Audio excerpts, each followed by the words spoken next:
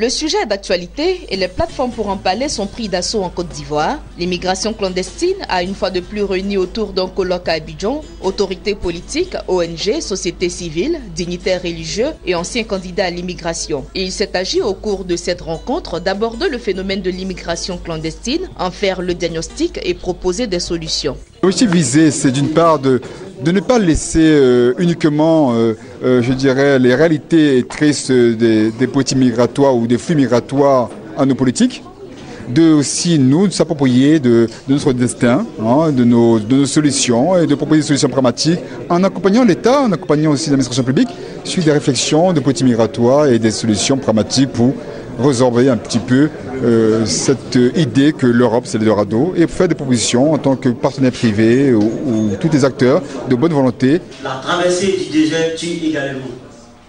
À pareille rencontre, les participants restent toujours édifiés par les témoignages d'anciens candidats malheureux à l'immigration clandestine. C'est le cas de Bamba Mohamed qui a expliqué sa tentative infructueuse de se rendre illégalement en Italie au péril de sa vie.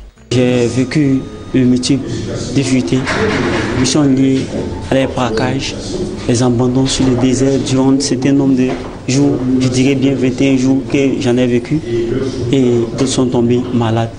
Et je dirais bien qu'à travers ce voyage, les images que nous voyons, les vidéos que nous voyons, qui sont des faits réels. Le colloque a également permis de situer les responsabilités. Elles sont diverses et partagées aussi bien par les candidats à l'immigration que par l'ensemble de la société civile. Les communautés religieuses fortement représentées à cette rencontre ont pris l'engagement de sensibiliser à leur niveau sur les risques liés à ce phénomène.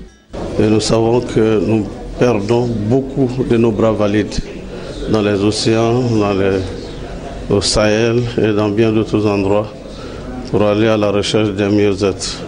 Nous avons la conviction que nous avons les ressources nécessaires pour immobiliser nos jeunes et leur donner de l'espoir au lieu qu'ils soient dans une position de se diaboliser et de souffrir en pâture à toutes sortes d'aventures.